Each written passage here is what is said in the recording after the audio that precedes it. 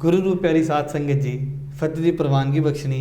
वाहिगुरु जी का खालसा, वाहिगुरु जी की फतेह। बोलदा पंजाब लैके तुहाडा अपना होस्ट सरदार दीपक सिंह एक बार फिर तुहाडी खिदमत विच हाज़र है। अज असीं अपने प्रोग्राम विच गल करांगे जी दस्तार दी। दस्तार पंजाबियों की शान है। दस्तार चाहे मुसलमान के सिर ते होवे, चाहे किसी सिख के सिर ते होवे, दस्तार की बहुत अहमियत है।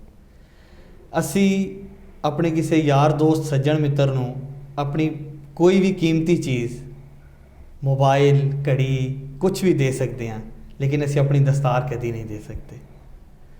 दस्तार की अहमियत के बारे साडे नाल जुड़े साडे चेचे परौणे साईं मियाँ मीर जी की 20वीं पीढ़ी चों वारस हज़रत साईं अली रज़ा साहब साडे नाल मौजूद ने। असी उन्हां नाल गलबात करांगे ते दस्तार की अहमियत के बारे पुछांगे जी। साईं जी, आप जी का स्वागत है जी बोलदा पंजाब दे स्टूडियो जी। बहुत मेहरबानी सरदार दीपक सिंह जी। सब तो पहले तो मैं अपने सारे साडे जिन्नी भी टीम है उसका शुक्रिया अदा करांगा। और बहुत ही प्यारे एक प्रोग्राम बोलदे पंजाब चे अज तुसी फकीर नूं सद्या और एक बड़े ही बेहतरीन और बड़े ही अहम टॉपिक दे उत्ते तुसी गलबात अपनी शुरू की। यकीन जानो कि टॉपिक जड़ा है इन्नी अहमियत का हामिल है कि जो दस्तार की गल की जाए तो दस्तार इस कदर ज़्यादा अहम और अहमियत वाली चीज़ है जिहदे पिछे कोई ज़िंदगी कोई अहमियत नहीं रखती, जिहदे पिछे ताड़ी जायदाद, ख़ानदान, बरादरी अहमियत नहीं रखती, मगर जिहड़ी दस्तार सिर ते सजाई जाए और जब वो दस्तार दे वल कोई हरफ या उंगल चुकी जाए तो वो उंगलां भी कट दित्तियां जांदियां ने ते मामलात भी कर दिते जाते हैं। जिस तरह के आप जी ने फरमाया कि दस्तार की अहमियत न सिर्फ पंजाब के अंदर बल्कि पूरी पंथ के अंदर, सिख पंथ के अंदर बहुत अहमियत दे हामिल है। और ये नाल ही इस दस्तार नूं तमाम मुसलमानों ने आज तो 1400 साल पहले तो ही अपने सिर का गहना बना के रखा है। बल्कि मुस्लिम पंथ के अंदर तो दस्तार की वो अहमियत है कि एक बहुत ही प्यारा एक शेर है, किसी शायर ने बहुत खूब कहा है कि मेरी दस्तार है नालैन नबी का सदका, मेरी दस्तार बचा ले मेरा सर जाने दे। तो सरदार दीपक सिंह जी, जो अहमियत पग दी है ताड़े अंदर एक आन है, दस्तार साड़ी एक बान है, एक शान है। दस्तार साड़ी एक इज्जत का सिंबल है और एक सच्चे सुच्चे और एक दिलों साफ बंदे का सिर जिहड़ा है वो सिर्फ अपने रब दे अगे झुकदा है, उसे परमात्मा दे अगे जिहड़ा कल्ला है, लम यलिद वलम यूलद है, वो जिहड़ा जिन्हें तमाम कायनात नूं सजाया है, उहदे सामने ही एक सच्चे बंदे का सिर झुकदा है। नहीं तो दस्तार होर किसी दे अगे नहीं झुकदी। बेशक दस्तार बहुत ज़्यादा अहमियत की हामिल है। हाले कुछ ही दिन गुजरे ने कि पंजाब के अंदर, चाहे वो लहंदा पंजाब है चाहे चढ़दा पंजाब है, एक दस्तार डे मनाया गया है कि दस्तार जिहड़ी है उस दिन सारिਆਂ ने अपने सिरां ते सजाई ते सारे मामलात किए गए। जबकि दस्तार दा जिस तरह मैं एक फ़कीर हाँ, मैं यही कहना चाहवागा कि ना कोई मदर डे होंदा है, क्योंकि माँ दे ते हर एक साह जिहड़ी है उहदा शुकराना अदा करती है। क्योंकि माँ ने जिहड़ा प्यार सानू दिता हुंदा है वो बेलौस प्यार, वो साड़ी रहिंदी दुनिया तिकर जो तिकर इंसान जिंदा होंदा उन्हें नहीं भुलदा। इसी तरह ही जदों पंथ दे अंदर गुरु गोबिंद जी महाराज ने पूरी पंथ नूं कहा सी कि मैं तुहानूं वो रूप दांगा कि तुसी 1.25 लाख तो भी एक पहचाने जाओगे, तो वो स्वरूप की सी, वो रूप सी कि गुरु जी महाराज ने खुद तुहानूं अपना रूप दिता सी कि जो रूप उन्होंने दसिया सी कि यह मेरे बालकों का, मेरे बच्चों का, मेरे मुरीदों का, मेरे पंथ का यह रूप होएगा। इसी तरह ही मुस्लिम पंथ के अंदर भी दस्तार की बहुत ज़्यादा अहमियत है कि आप इत्थों तक के जिस तरह गुरु ग्रंथ साहब जी की हजूरी के अंदर कोई जाता है तो वो गल च हजूरी होना लाजमी है, वो सिर च दस्तार होना, सिर कजना होना लाजमी है। इसी तरह ही मुस्लिम पंथ के अंदर जो कोई नमाज पढ़ाता है, जो कोई इमामत करना चाहता है तो वो सिर पर भी दस्तार होनी लाजमी है। साईं जी, जिस तरह तुसी दस्सिया कि मुस्लिम ਤੇ ਸਿੱਖਾਂ ਦੋਵਾਂ ਧਰਮਾਂ 'ਚ ਦਸਤਾਰ ਦੀ ਬਹੁਤ ਅਹਿਮੀਅਤ ਹੈ ਜੀ। ਸਿੱਖਾਂ ਤੇ ਮੁਸਲਮਾਨਾਂ ਦੇ ਵਿੱਚ ਦਸਤਾਰ ਦੀ ਕੋਈ ਸਾਂਝ ਕਿੱਥੋਂ ਸ਼ੁਰੂ ਹੋਈ? ਬਹੁਤ ਸੌਰੀ ਭਾਈ ਸਾਈਂ ਜੀ, ਦਸਤਾਰ ਦੀ ਸਾਂਝ ਜੀ ਸਿੱਖਾਂ ਤੇ ਮੁਸਲਮਾਨਾਂ 'ਚ ਜੀ ਜੀ ਅਗਰ ਹੈ ਤੇ ਉਹ ਕਿੱਥੋਂ ਸ਼ੁਰੂ ਹੋਈ? बहुत ही ज़बरदस्त सवाल सरदार दीपक सिंह जी आपने किया। तो ऐसा सवाल है कि अज तो पहले कभी ये सवाल नहीं होया होएगा और मेरे वास्ते इंतहाई हैरान कर देने वाला सवाल है कि तुहाडे ज़हन के अंदर इन्ना ज़बरदस्त कॉन्सैप्ट और इन्नी प्यारी बात किस तरह आई कि मुस्लिम ते सिख दी दस्तार का कॉन्सैप्ट की है, क्यों इन्हां दी सारियां चीज़ां ने। तो देखने वाले देख रहे होंगे कि आप जी की दस्तार ते मेरी दस्तार जिहड़ी है वो इक्को तरह ही नज़र आती है, इक्को तरीका है, इक्को सारे मामलात ने।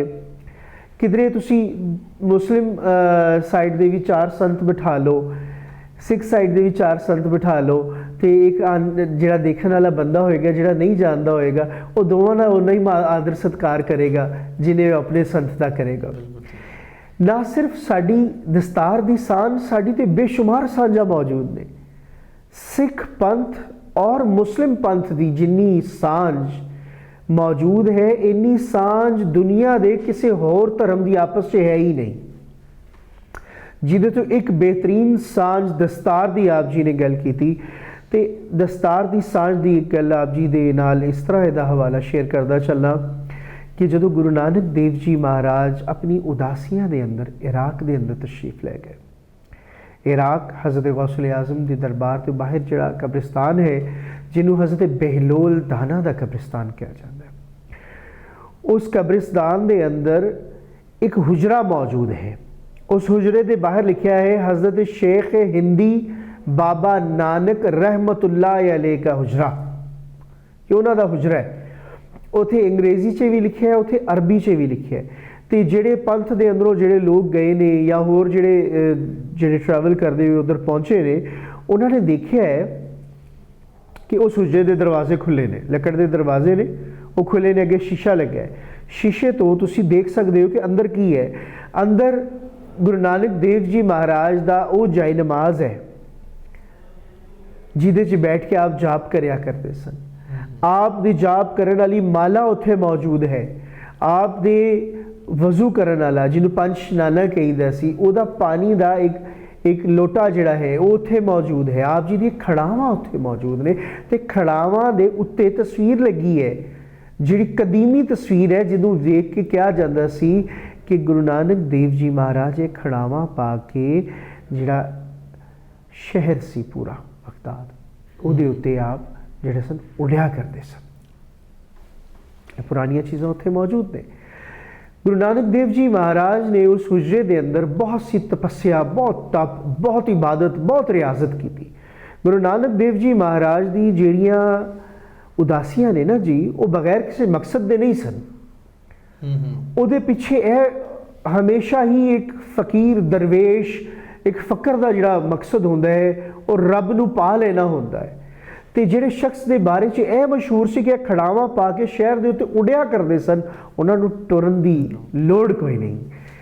तो यह सारा रब का हुक्म सी, क्योंकि रब का एक हुक्म है कि ज़मीन की सैर भी करो।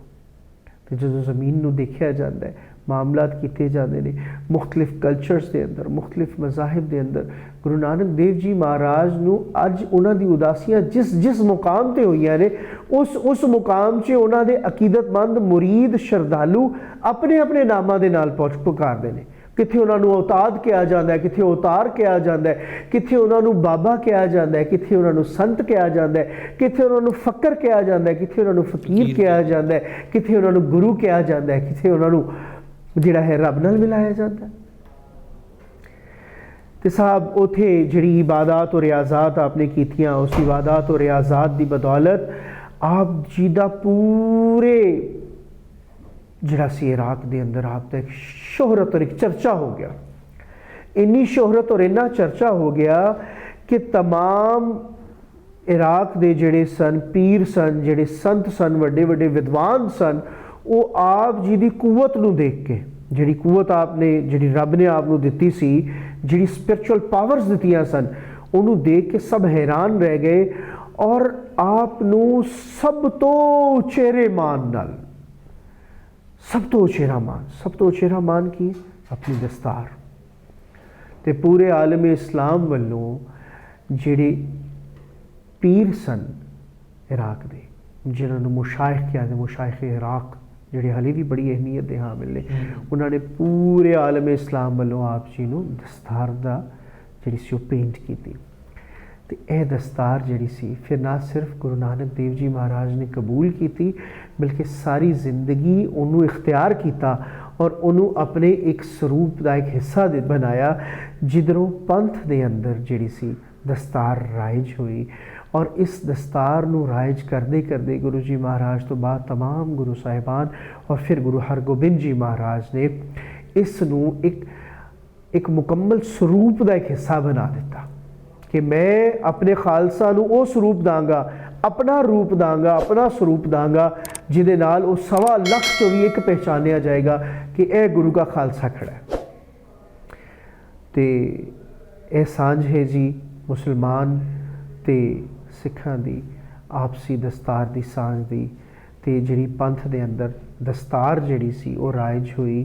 ਇਹ ਦਸਤਾਰ ਜਿਹੜੀ ਸੀ ਆਪ ਨੂੰ, ਆਪ ਦੇ ਗਿਆਨ ਨੂੰ ਮੰਨਦੇ ਹੋਏ, ਆਪ ਦੇ ਇਰਫਾਨ ਨੂੰ ਮੰਨਦੇ ਹੋਏ, ਆਪ ਦੀ ਭਗਤੀ ਨੂੰ ਮੰਨਦੇ ਹੋਏ, ਆਪ ਦੀ ਕੂਵਤ ਨੂੰ ਮੰਨਦੇ ਹੋਏ, ਖੁਦ ਬਾਬਾ ਨਾਨਕ ਨੂੰ ਮੰਨਦੇ ਹੋਏ ਜਿਹੜਾ ਸੀ ਉਹ ਇਰਾਕ ਦੇ तमाम ਪੀਰਾਂ ਨੇ ਆਪ ਨੂੰ ਪੇਸ਼ ਕੀਤੀ। ਬਹੁਤ ਧੰਨਵਾਦ ਸਾਈਂ ਜੀ, ਆਪ ਜੀ ਦਾ ਕੋਟਾਨ ਕੋਟ ਲੱਖ ਧੰਨਵਾਦ। ਗੁਰੂ ਰੂਪ ਪਿਆਰੀ ਸਾਧ ਸੰਗਤ ਜੀ, ਸਿੱਖੀਜ਼ਮ ਤੇ ਮੁਸਲਿਮ ਵਿੱਚ ਦਸਤਾਰ ਦੀ ਕੀ ਅਹਿਮੀਅਤ ਹੈ, ਜਾਂ ਸਿੱਖੀਜ਼ਮ ਤੇ ਮੁਸਲਿਮ ਵਿੱਚ ਦਸਤਾਰ ਦੀ ਕੀ ਸਾਂਝ ਹੈ? ਸਾਈਂ ਜੀ ਨੇ ਸਿੱਖ ਸੰਗਤਾਂ ਨੂੰ ਬਹੁਤ ਤਫਸੀਲ ਨਾਲ ਜਾਣੂ ਕਰਾਇਆ। ਸਾਂਝ ਦੀ ਸਭ ਤੋਂ ਵੱਡੀ ਅਹਿਮੀਅਤ ਜੋ ਸਾਈਂ ਜੀ ਨੇ ਦੱਸਿਆ ਕਿ ਜਦੋਂ ਗੁਰੂ ਨਾਨਕ ਦੇਵ ਜੀ ਮਹਾਰਾਜ ਬਗਦਾਦ ਸ਼ਰੀਫ ਗਏ ਤੇ ਪੂਰੇ ਇਸਲਾਮ ਪੰਥ ਵੱਲੋਂ ਗੁਰੂ ਨਾਨਕ ਪਾਤਸ਼ਾਹ ਨੂੰ ਦਸਤਾਰ ਦਿੱਤੀ ਗਈ। ਮੈਨੂੰ ਨਹੀਂ ਲੱਗਦਾ ਕਿ ਇਸ ਤੋਂ ਵੱਡੀ ਕੋਈ ਸਾਂਝ ਦਸਤਾਰ ਦੀ ਸਿੱਖੀਜ਼ਮ ਵਿੱਚ ਤੇ ਮੁਸਲਮਾਨਾਂ 'ਚ ਹੋਏਗੀ। ਅਸੀਂ ਬਹੁਤ ਵਡਭਾਗੀ ਹਾਂ ਕਿ ਸਾਡੇ ਕੋਲ ਐਸੀਆਂ ਸ਼ਖਸੀਅਤਾਂ ਮੌਜੂਦ ਨੇ ਜਿਹੜੀਆਂ ਸਾਡੀ ਦੇਖਣ ਵਾਲੀਆਂ ਸੰਗਤਾਂ ਨੂੰ ਹਰ ਲਿਹਾਜ਼ ਨਾਲ ਜਾਣੂ ਕਰਾਉਂਦੀਆਂ ਨੇ, ਚਾਹੇ ਉਹ ਇੰਟਰਫੇਥ ਹਾਰਮਨੀ ਦੀ ਗੱਲ ਹੋਵੇ ਜਾਂ ਦਸਤਾਰ ਦੀ ਗੱਲ ਹੋਵੇ। ਅਸੀਂ ਬਹੁਤ ਵਡਭਾਗੀ ਹਾਂ। ਸੰਗਤਾਂ ਦੇ ਚਰਨਾਂ 'ਚ ਬੇਨਤੀ ਹੈ ਕਿ ਇਹੋ ਜਿਹੀਆਂ ਸ਼ਖਸੀਅਤਾਂ ਦੀ ਚੜ੍ਹਦੀ ਕਲਾ ਤੇ ਅਰਦਾਸ ਬੇਨਤੀ ਕਰਦੇ ਰਿਹਾ ਕਰੋ। ਸਾਡੇ ਬੋਲਦਾ ਪੰਜਾਬ ਦੀ ਪੂਰੀ ਟੀਮ ਵਾਸਤੇ ਅਰਦਾਸ ਬੇਨਤੀ ਕਰਦੇ ਰਿਹਾ ਕਰੋ ਕਿ ਅਸੀਂ ਇਸੇ ਤਰ੍ਹਾਂ ਸੰਗਤਾਂ ਦੀਆਂ ਸੇਵਾ 'ਚ ਹਾਜ਼ਰ ਰਹੀਏ। ਇਸ ਦੇ ਨਾਲ ਆਪਣੇ ਹੋਸਟ ਸਰਦਾਰ ਦੀਪਕ ਸਿੰਘ ਅਤੇ ਬੋਲਦਾ ਪੰਜਾਬ ਦੀ ਪੂਰੀ ਟੀਮ ਨੂੰ ਇਜਾਜ਼ਤ ਦਿਓ। ਵਾਹਿਗੁਰੂ ਜੀ ਕਾ ਖਾਲਸਾ, ਵਾਹਿਗੁਰੂ ਜੀ ਕੀ ਫਤਿਹ।